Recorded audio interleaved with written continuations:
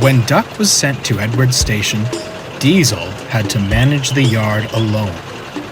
He was delighted his plan had worked, but his inexperience led to disorganized sidings and delayed trains. Percy came to keep the yard in order, but despite his best efforts, Diesel ignored his help.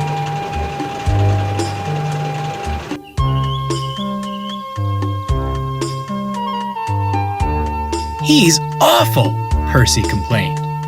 "He spends more time lurking amongst the trucks than shunting. I don't know what you three see in him. Duck is much better."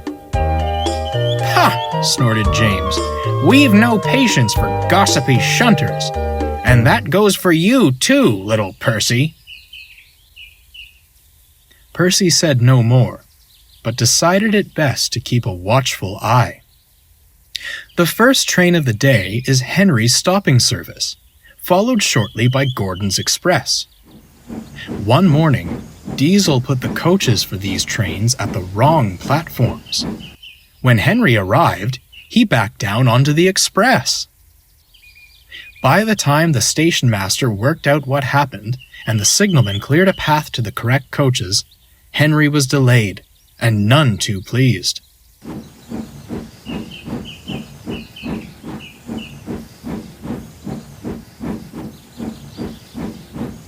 "10 minutes behind schedule," he fumed. "All due to your inadequacy. Revolutionary indeed. If my trains are late again, I'll give you revolutionary."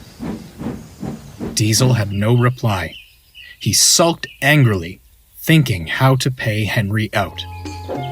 By the next morning, Diesel had a scheme. He purposefully put the coaches at the wrong platforms again. Percy, shunting nearby, was about to speak up when Henry arrived. "What's this?" demanded Henry. "Don't tell me you've made the same mistake again." "Why, certainly not. Your words taught me a valuable lesson," Diesel replied greasily. "This is a change requested by the Fat Controller himself.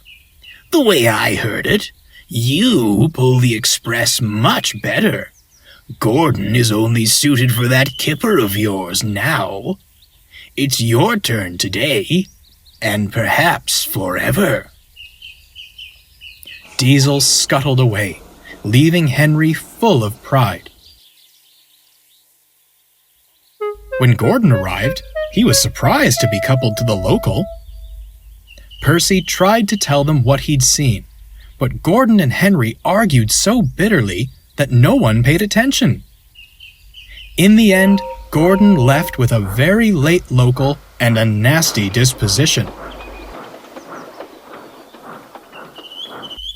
"That Henry," he complained to Percy, "saying he pulls the Express better than me. On what railway is that true? My passengers have never once complained. And to suggest I'll be pulling the flying kipper, oh, it's disgraceful. Where did he get such an idea?"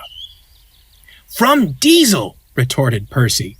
"I tried to tell you earlier." When Percy had explained, Gordon was speechless. "You silly big engines," scolded Percy. "Diesel made you act horrid to Duck, and now you're being horrid to each other. Sit around and moan if you'd like, but I've had enough." Percy stormed away, leaving Gordon with much to think about. Soon, Percy had devised a scheme of his own and was chatting with the trucks. "You know," he began, "I've heard something rather interesting." Tell us, begged the trucks. "Diesel thinks you're easy to push around. He says he's got you following his every command." The trucks were furious. "Someone should show him a thing or two," smiled Percy, and he scampered off. The trucks began plotting at once. Someone was going to be them. The next day, Diesel shunted the coaches for the first two trains and was readying James's slow goods. The trucks began giving him trouble. "Come on, you wretched things," he growled. "Move!" "As you wish," they laughed. As they crossed the junction points, it happened. The truck surged back and pushed Diesel off the rails.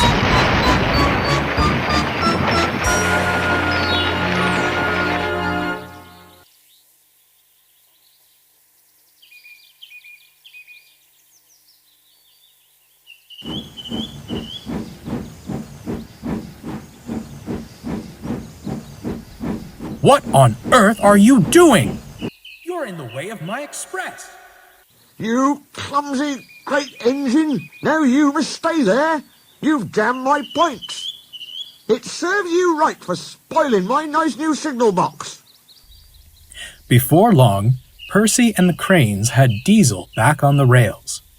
When the big engines returned, they hissed and glared at him. Silence fell when Sir Topham Hatt arrived. "My engines do not tell lies," he began sternly. "I will not stand for deceitful behavior like this. Furthermore, you have shown you are incapable of handling the work in the yard. I am most disappointed. You will leave this railway at once." Without another word, Diesel squirmed away. "As for you three," Sir Topham Hatt continued, "I hope you've learned a valuable lesson about trust and loyalty. I don't expect my engines to believe unfounded claims. At least one engine saw sense. Although I don't approve of your methods, Percy." He trailed off. Percy blushed. Sir, how did you? "However," winked Sir Topham Hatt, "so long as it remains an isolated incident, we shall say nothing more. Now, can I count on you to handle the shunting until Duck returns?" "Certainly, sir," peeped Percy. Sir Topham Hatt returned to his office just as the telephone rang. "Yes? Come again? A barber shop? Gracious goodness me! I'll be there right away."